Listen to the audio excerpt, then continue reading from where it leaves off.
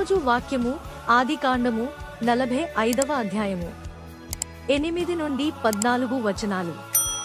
కాబట్టి దేవుడేగాని మీరు నన్నిక్కడికి పంపలేదు. ఆయన నన్ను ఫరోకు తండ్రిగాను అతని ఇంటివారికందరికీ ప్రభువుగాను ఐగుప్తు దేశమంతటి మీద ఏలికగాను నియమించెను.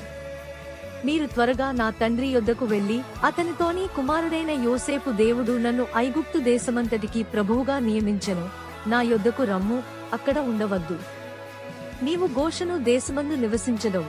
అప్పుడు నీవును నీ పిల్లలను నీ పిల్లల పిల్లలను నీ గొర్రెల మందలను నీ పశువులను నీకు కలిగినది యావత్తును నాకు సమీపముగా నుండును.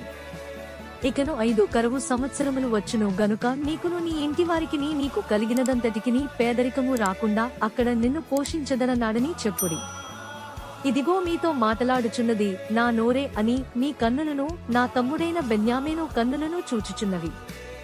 ఐగుప్తులో నాకు కలిగిన సమస్త ఘనతను మీరు చూచినది యావత్తూ నా తండ్రికి తెలియచేసి త్వరగా నా తండ్రిని ఇక్కడికి తీసుకునిరండని తన సహోదరులతో చెప్పి తన తమ్ముడైన బెన్యామీను మెడ మీద పడి ఏడ్చెను. బెన్యామీను అతని మెడ మీద పడి ఏడ్చెను. దేవుడు ఈ చిన్ని లేఖన భాగాన్ని దీవించి ఆశీర్వదించునుగాక. ఆమెన్.